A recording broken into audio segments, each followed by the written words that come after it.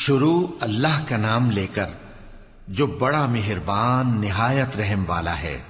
طاسین، یہ قرآن یعنی کتاب روشن کی آیتیں ہیں، مومنوں کے لیے ہدایت اور بشارت ہے، وہ جو نماز پڑھتے اور زکوٰۃ دیتے ہیں اور وہ آخرت کا بھی یقین رکھتے ہیں۔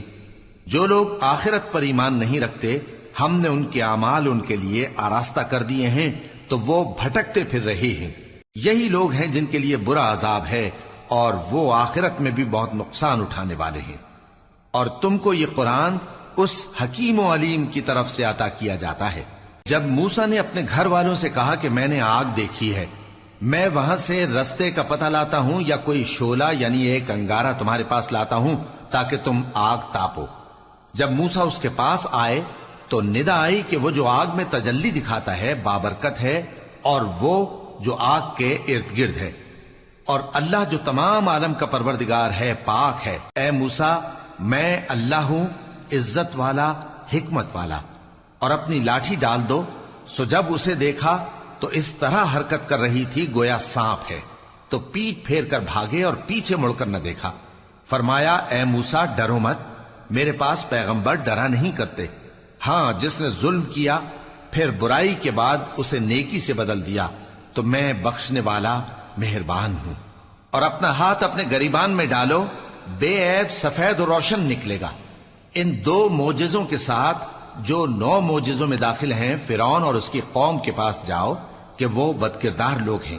پھر جب ان کے پاس ہماری روشن نشانیاں پہنچیں تو کہنے لگے یہ کھلا جادو ہے، اور بے انصافی اور غرور سے ان کو ماننے سے انکار کیا، جبکہ ان کے دل ان کو مان چکے تھے۔ سو دیکھ لو کہ فساد کرنے والوں کا انجام کیسا ہوا۔ اور ہم نے داؤد اور سلیمان کو علم بخشا، اور انہوں نے کہا کہ اللہ کا شکر ہے جس نے ہمیں اپنے بہت سے مومن بندوں پر فضیلت دی۔ اور سلیمان داؤد کے قائم مقام ہوئے اور کہنے لگے کہ لوگوں، ہمیں اللہ کی طرف سے پرندوں کی بولی سکھائی گئی ہے اور ہر چیز عنایت فرمائی گئی ہے، بے شک یہ اس کا خاص فضل ہے۔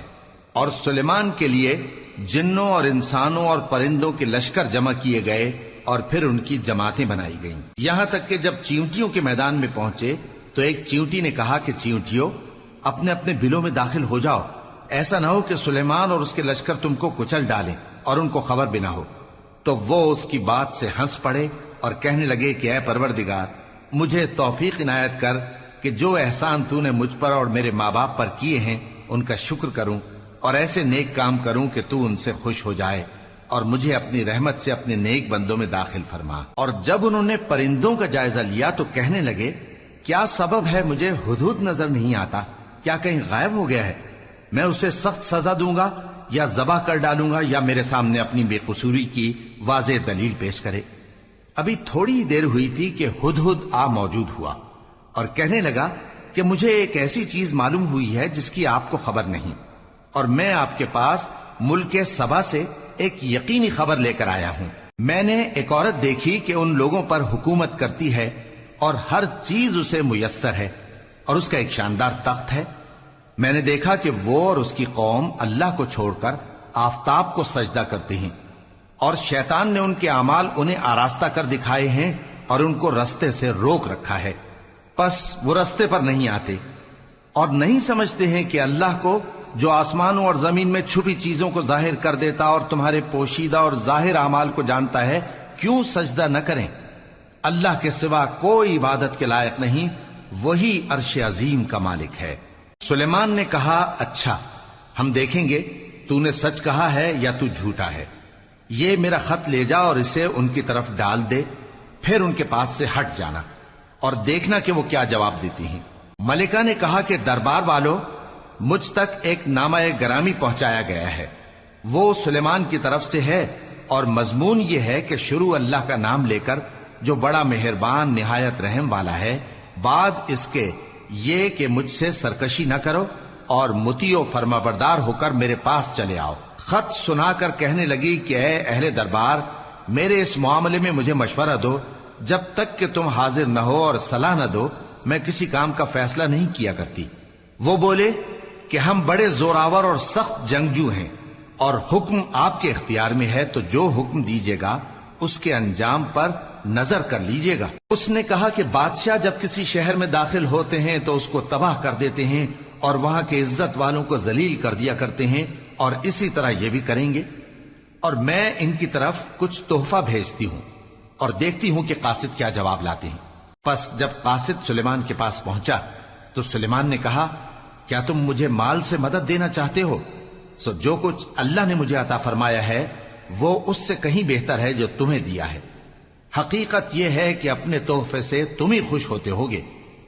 ان کے پاس واپس جاؤ، اب ہم ان پر ایسے لشکر لے کر حملہ کریں گے جن کے مقابلے کی ان میں طاقت نہ ہوگی، اور ان کو وہاں سے بے عزت کر کے نکال دیں گے اور وہ ذلیل ہوں گے۔ سلیمان نے کہا کہ اے دربار والو، کوئی تم میں ایسا ہے کہ قبل اس کے کہ وہ لوگ فرما بردار ہو کر ہمارے پاس آئیں ملکہ کا تخت میرے پاس لے آئے؟ جنات میں سے ایک قوی ہیکل جن نے کہا کہ قبل اس کے کہ آپ اپنی جگہ سے اٹھیں میں اس کو آپ کے پاس لا حاضر کرتا ہوں، اور مجھے اس پر قدرت بھی حاصل ہے اور امانت دار بھی ہوں۔ ایک شخص جس کو کتاب الہی کا علم تھا کہنے لگا کہ میں آپ کی آنکھ کے جھپکنے سے پہلے پہلے اسے آپ کے پاس حاضر کیے دیتا ہوں۔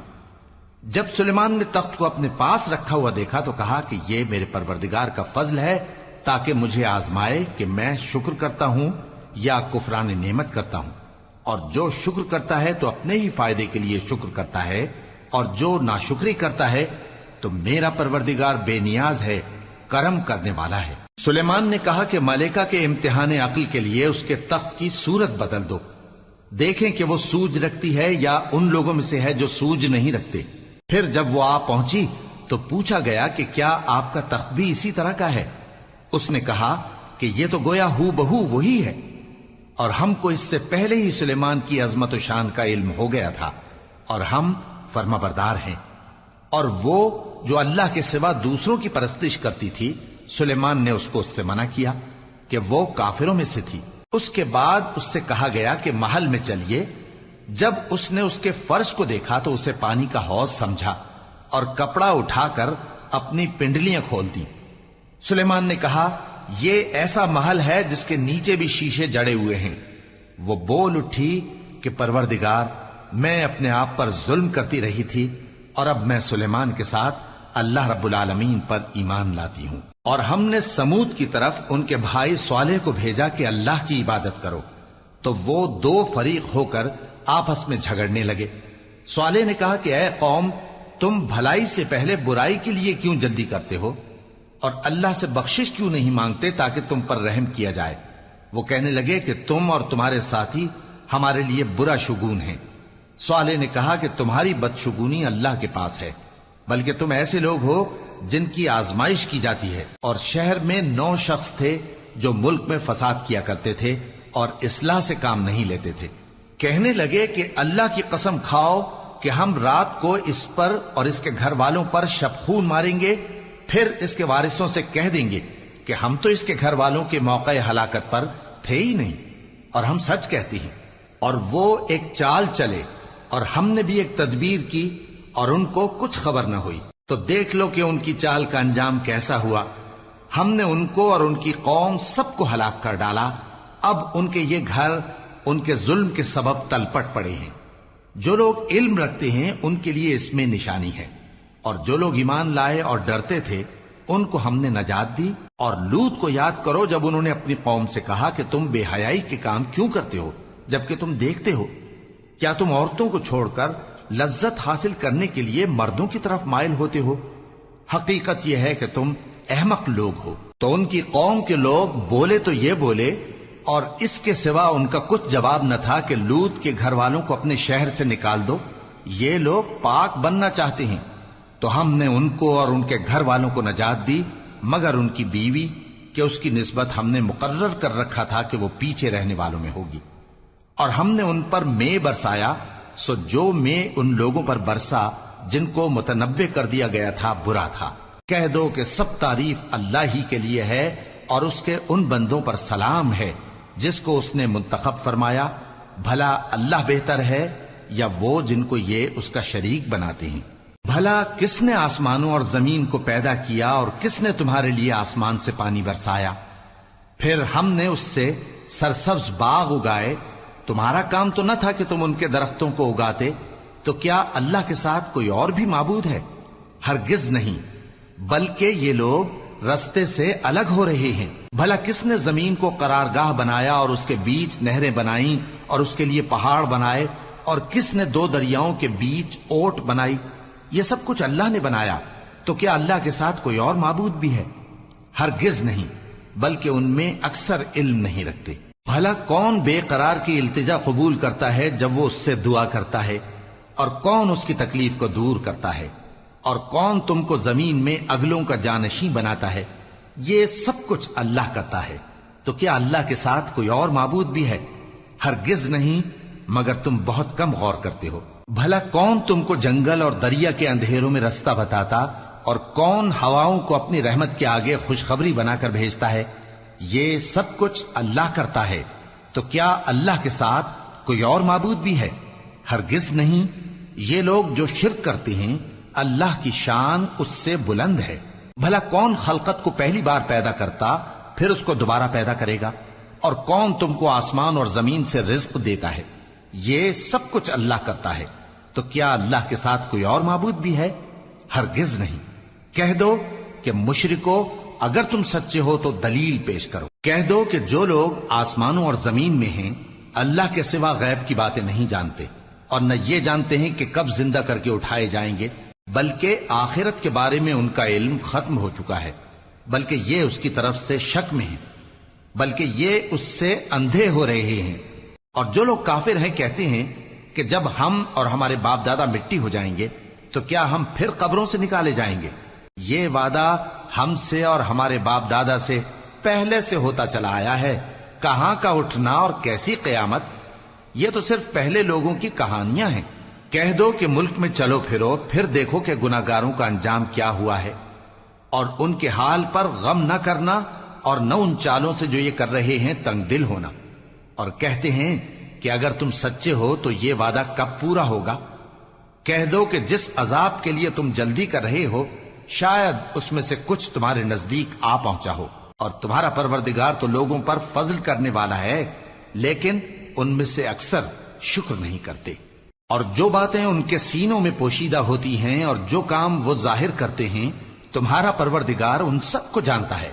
اور آسمانوں اور زمین میں کوئی پوشیدہ چیز نہیں ہے مگر یہ کہ وہ ایک کتاب روشن میں لکھی ہوئی ہے۔ بے شک یہ قرآن بنی اسرائیل کے سامنے اکثر باتیں جن میں وہ اختلاف کرتے ہیں بیان کر دیتا ہے، اور بے شک یہ مومنوں کے لیے ہدایت اور رحمت ہے۔ تمہارا پروردگار قیامت کے روز ان میں اپنے حکم سے فیصلہ کر دے گا، اور وہ غالب ہے، علم والا ہے۔ تو اللہ پر بھروسہ رکھو، تم تو صاف حق پر ہو۔ کچھ شک نہیں کہ تم مردوں کو بات نہیں سنا سکتے، اور نہ بہروں کو جبکہ وہ پیٹ پھیر لیں آواز سنا سکتے ہو، اور نہ اندھوں کو گمراہی سے نکال کر رستہ دکھا سکتے ہو۔ تم تو انہی کو سنا سکتے ہو جو ہماری آیتوں پر ایمان لاتے ہیں، پھر وہ فرما بردار ہو جاتے ہیں، اور جب ان کے بارے میں عذاب کا وعدہ پورا ہوگا تو ہم ان کے لیے زمین میں سے ایک جانور نکالیں گے جو ان سے باتیں کرے گا۔ یہ ہم اس لیے کریں گے کہ لوگ ہماری آیتوں پر ایمان نہیں لاتے تھے۔ اور جس روز ہم ہر امت میں سے ایک بڑے گروہ کو جمع کریں گے جو ہماری آیتوں کی تکذیب کرتے تھے، پھر ان کی جماعت بندی کی جائے گی، یہاں تک کہ جب سب آ جائیں گے تو اللہ فرمائے گا کہ کیا تم نے میری آیتوں کو جھٹلا دیا تھا، حالانکہ تم نے اپنے علم سے ان کا احاطہ تو کیا ہی نہ تھا؟ بھلا تم کیا کرتے رہتے تھے؟ اور ان کے ظلم کے سبب ان کے حق میں وعدہ عذاب پورا ہو کر رہے گا تو وہ بول بھی نہ سکیں گے۔ کیا انہوں نے نہیں دیکھا کہ ہم نے رات کو اس لیے بنایا ہے کہ اس میں آرام کریں، اور دن کو روشن بنایا ہے کہ اس میں کام کریں؟ بے شک اس میں مومن لوگوں کے لیے نشانیاں ہیں۔ اور جس روز سور پھونکا جائے گا تو جو لوگ آسمانوں میں اور جو زمین میں ہیں سب گھبرا اٹھیں گے، مگر وہ جسے اللہ چاہے، اور سب اس کے پاس عاجز ہو کر چلے آئیں گے۔ اور تم پہاڑوں کو دیکھتے ہو تو خیال کرتے ہو کہ مضبوط جمے ہوئے ہیں، مگر وہ اس روز اس طرح اڑتے پھریں گے جیسے بادل۔ یہ اللہ کی کاریگری ہے جس نے ہر چیز کو مضبوط بنایا، بے شک وہ تمہارے سب افعال سے باخبر ہے۔ جو شخص نیکی لے کر آئے گا تو اس کے لیے اس سے بہتر بدلہ تیار ہے، اور ایسے لوگ اس روز گھبراہٹ سے بے خوف ہوں گے، اور جو برائی لے کر آئے گا تو ایسے لوگ औंधे मुंह दोजख में डाल दिए जाएंगे। तुमको तो उन्हीं अमाल का बदला मिलेगा जो तुम करते रहे हो। कह दो, मुझको यही इरशाद हुआ है कि इस शहर मक्का के मालिक की इबादत करूं जिसने इसको मुहतरम बनाया है और हर चीज उसी की है, और मुझे यह भी हुक्म हुआ है कि मैं फर्माबरदार रहूं और यह भी कि कुरान पढ़ा करूं। अब जो शख्स राह रास्त इख्तियार करता है तो अपने ही फायदे के लिए इख्तियार करता है, और जो गुमराह रहता है तो कह दो कि मैं तो सिर्फ खबरदार करने वाला हूं। और कहो कि अल्लाह का शुक्र है, वो तुमको अनकरीब अपनी निशानियां दिखाएगा तो तुम उनको पहचान लोगे, और जो काम तुम करते हो तुम्हारा परवरदिगार उनसे बेखबर नहीं है।